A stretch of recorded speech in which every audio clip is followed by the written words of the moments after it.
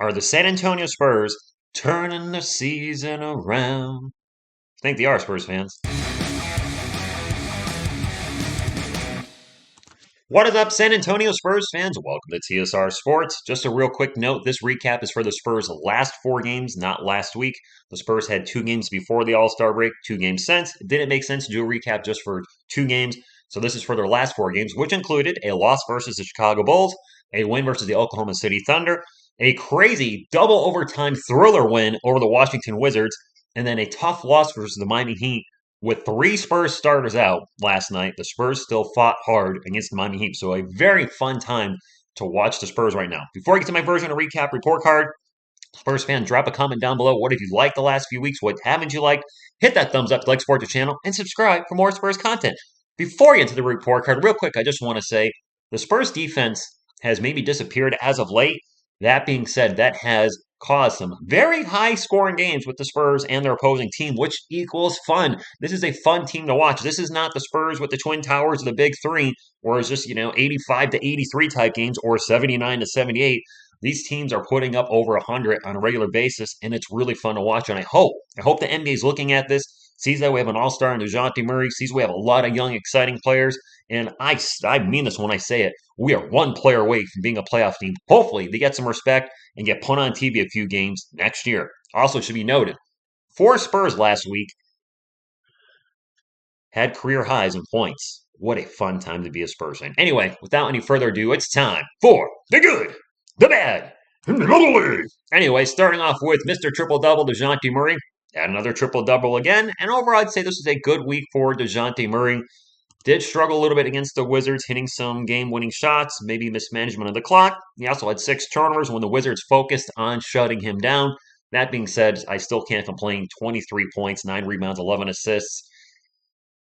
We just need another elite scorer out there with him. Or do we have elite scorers in the making right now? We'll circle back to that. Anyway, up next, and now our starter for the rest of the season, Devin Massell. I thought this was a good and bad week for Devin Wassel. What I like what I'm seeing again, with about 14 points, 4.5 boards, around 4 assists, really struggled from the field the last few weeks, shooting under 40%, and really struggled from beyond the arc with only 24%.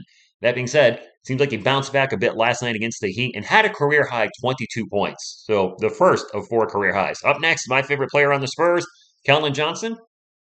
I thought he had a good week and also had a career high against the Wizards in 32 points.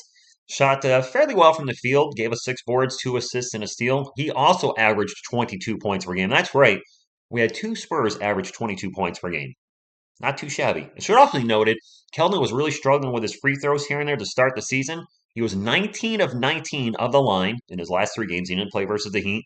And has made his last 29 free throws, which means when the Spurs play tomorrow night, he's going to miss his first free throw because I just said he made 29 in a row. Anyway, Doug McDermott, I thought he had a good week. This was a typical Doug week. Hit some threes, did some scoring. Nothing great, nothing bad. Just what we expect from Doug McDermott to give us some offense and some three-point shooting. Not really much to add there, but good. Doug, keep up the good work. Jakob Poeltl, not only a good week, and he didn't play last night versus the Heat either, or a good series of games, if you will. I'm going to say week because I'm used to doing these weekly. Jakob Poeltl is exceeding all expectations right now, Spurs fans. I did not think he was going to play this well for us this year. Really just blowing my mind. He had a career high 28 versus the Wizards in that double overtime game. Shot a ridiculous 74% from the field. And man, if he could shoot 74% from the line, all bets are off. But he averaged a Nikola Jokic-like 20 points per game, 12 rebounds, and just under 6 assists. This big man is developing before our eyes. And much like Dejanti Murray took a few years to really get going, Jakob Poeltl, 2 years ago, we never thought he'd be a starter like this, did we? But man, he's just developing before our eyes and gaining more confidence and taking little jumpers and just needs to find that confidence at the free throw line. He is proving a lot of us wrong, showing that he not only earned that contract, he is going to deserve a bigger contract when his next contract comes up, but also playing like an NBA. Again, he is a legit starting center in the NBA now if he keeps playing like this. So man, I can't believe how well he's been playing. And that's 3 players that average 20 points per game in these last 4 games. But we're not finished yet. We are not finished yet. Up next, El Quattro. I'm so happy that he's been playing well because I absolutely hate every week coming on here saying Lonnie had a good or bad week, a bad week, or an ugly week. And it's been a struggle. But Lonnie seems to have turned a corner and really now embracing that role in six man and closing out games. Doug McDermott's not in there at the end. Lonnie Walker is. In the last four games, he has been fantastic, playing 28 minutes a game, shooting 50% from the field, 46% from beyond the arc, and also averaging 20 points per game, just under 21. I don't know what's up with the free throw percentage, Lonnie. You've been practicing with Jakob at 53%, but otherwise, just I hope he's turned things around. Now with Devin Massell in the starting lineup, not coming off the bench anymore, I hope Lonnie is the primary option off the bench. And if he keeps playing like this, he will be a Spur again next year. And whatever I said in previous videos, I always said I'm rooting for him, and I still am. He is such an amazing player to watch when he gets into the paint, uses athletic moves to just fly through the air and make a bucket. And I hope he keeps that aggression, keep attacking the rim. That is his bread and butter. Yes, he can shoot the three here and there. He can hit jumpers, but his athleticism is off the charts. Use that to your advantage and just get in the paint and either score or draw fouls and then hopefully make your free throws. But man, I'm glad Lonnie, the last, I think, 5 games has really turned a corner and he needs to stay like this. I think this is actually one of the best stretches of his career because usually Lonnie's up, he's down, he's up, he's down. But also to keep this going, Pop's going to have to make sure that Lonnie keeps getting at least 20 minutes a night, preferably 25 to 30. So Lonnie, I'm rooting for you, man. Keep it going. I really am. Up next, Tre Jones. He had a good week, and it seems like the Spurs fan base is really split on Tre Jones, myself included. Spurs fans, is he our backup point guard of the future? Because I see a lot of potential at times. He had a good week, 56% from the field, 8 points, 6 assists, started last night. But is he our guy? It seems like half of you say he's not going to be back next year. Half of you want him back. I really don't know what's going to happen. Obviously, he's a little undersized in today's NBA. Can't hit a three to save his life. That doesn't mean he can't still be a quality backup point guard. I have no idea what's going to happen with Tre Jones. Up next, Zach Collins started last night, played his first back-to-back, was on a minutes restriction, but still, I thought Zach had a good and bad week. While his shooting metrics were not the best, and 17% from beyond the arc is terrible, but the rebounds were there, showed some passing, some steals, some blocks.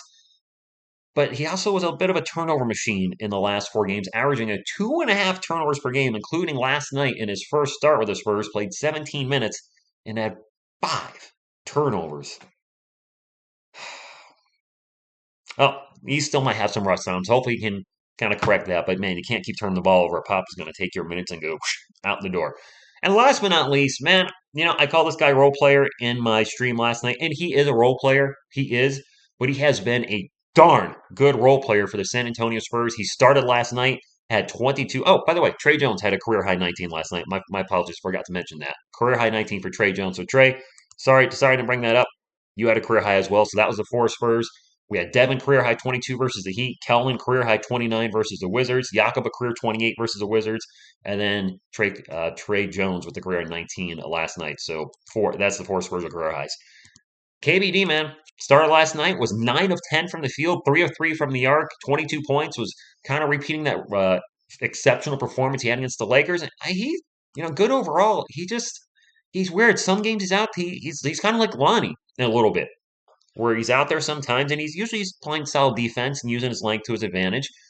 And then there's other games where he just all of a sudden explodes offensively and you think, what, can we get that on a more consistent basis? I mean, Lakers, KBD, and Heat KBD make you go, who is this guy? This isn't just a role player. This is a guy that should get some legit minutes. So he's kind of an enigma where he has these anomaly type of games where you sit back and go, KBD, what in the what are you doing out there? So good week for him, and I hope for the small contract he has, what's he making, like $1.5 million to be a spot starter and occasionally give us some really, really great games. He's also exceeded all expectations. So props to him. Let's talk about the players that are off the bench or I did not put up on the board. Joshua Primo. Man, he's really been struggling of his late. Last 4 games, only shot 20% from the field, 17% from the arc. I think he's been dealing with a wrist injury. I don't know if that's affected his shooting right now, but he's definitely in a slump. He's 19. He's a rookie. He's going to have his up and down moments, but he's been a bit down more than up lately offensively. So hopefully he can fix that over the next few weeks. Jacques Lindale. I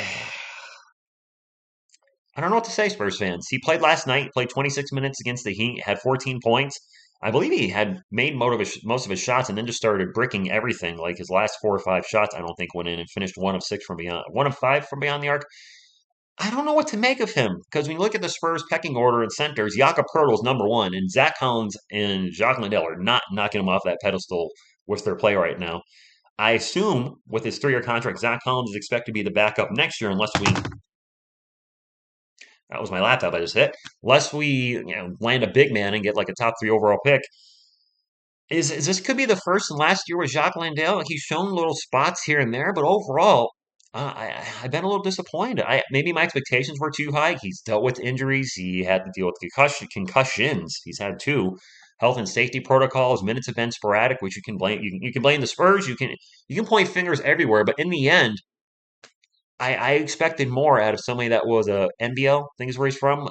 MVP in the finals the previous year, and so far it's just I've seen little flashes, but overall I've just been out there watching him going, yeah, you might kill it in a foreign basketball league, but the NBA is a different animal. Same thing with the NFL. You might have been a great college football player, maybe you were great in the XFL or USFL or Arena League or whatever it may be, but a game doesn't translate into the NFL. And I'm wondering if that's the issue with Jock Landale, is his game that he played in the NBL not translating to the NBA.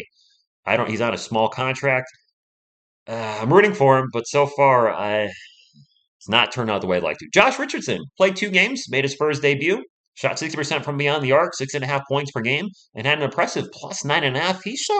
He showed an ability to play, and I think he could possibly start taking some minutes away from Joshua Primo if Josh keeps struggling. I mean, it's Josh's rookie year, so I'm fine with him getting less minutes to develop his game.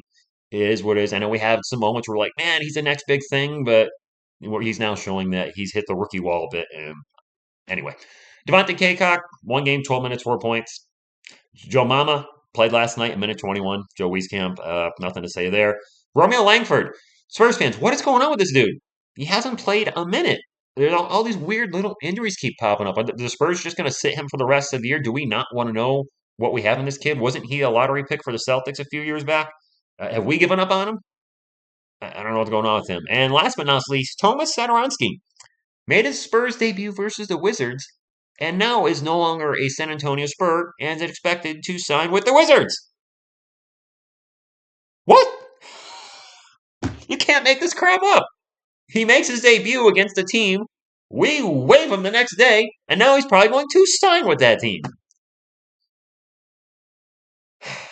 Anyway, last I checked, that gives us 15 active players on the roster. We have room for 2 more, and I think it would be. I can't remember if we have both our 2-way contracts signed. So from what I've read this morning, we have room for 2 more players on the roster. Who do we sign? I don't know. Might as well sign somebody if we got cap room to a small contract. And I mean, they're probably not going to play, but you need to be ready for injuries or if there's another health and safety breakout. I don't know. Let's get to my player of the week. My spur of the week. Well, how do I not go with Mr. Triple Double? But you know what? Colin Johnson also averaged 22 points per game. Wow, Kellen shoulders got huge. But Jakob Poeltl also averaged over 20. You see where this is going. I'm going to give my spur of the week to, that looks weird, to all 4 guys that averaged over 20 points per game. That is absolutely ridiculous. Now, I know there was a double overtime game in there, and a couple of the guys didn't play last night, but for the spur of actually the last 2 weeks, my correction, spur of the last 4 games, either way, to look up at this stat board right above me and see 4 San Antonio Spurs average 20 points per game or more, that's just ridiculous. I don't think we can keep that going over the rest of the year, but if we can have 3 guys maintain 20 points per game, and if I look at which 3 I think it's most likely to happen with, Dejanti, Kelvin, and Lonnie. Jakob's going to have those games where he goes off, but Jakob, I think, going to be focused more on the defensive end, is really coming to his own passing-wise. I can see Jakob kind of settling more at the 15, but if Dejounte, Kelvin, and Lonnie can average 20 points per game, man, this is going to be a fun ride for the rest of the year. And we're only like 1.5 games out of the play-in. I don't think there's any chance we make it higher than the 10th seed unless we go on this incredible run, which is not likely based on our schedule. That being said, you still have a shot at number 10, and I'd like to see him make the play-in. Coach Pop is 1 win away from, I believe, tying the record and 2 away from breaking it. Correct me if I'm wrong in the chat. Sometimes I lose track of that, but I think 1 to tie, 2 to break it. The rest of the season going to be fun. I'm calling every game looking at the upcoming schedule except for one, I think. They have two back-to-backs. The first back-to-back I'm not calling with the Pacers, but when they round out the season, I'll call the last two games, especially if there's playoff implications. Up next, we got the Grizzlies, Kings, and Hornets. The Spurs can win two of those games. I'm going to be transparent. I don't think we're going to beat the Grizzlies. They have just played us very well, and they're on a roll right now. Doesn't mean we can't win. We can win all three games, but if I'm looking at the schedule realistically, I think we can go 2-1, and I'll take 2-1. 2-1 weeks, 2-2 weeks. Just play kind of 500 ball for the rest of the year, and we can make the play-in. And Pop will obviously, definitely, no doubt, get the record this year. So that's all I got. Thank you all so much for tuning in. Let's keep this. Spurs are fun to watch, man. The Spurs are fun to watch right here, NBA, for thinking we're not. Sorry, but I mean it. So if you stayed this long, you got to see me kind of swear with a hand gesture. Anyway, thank you all for tuning in. And until next time, and as always, go Spurs, go!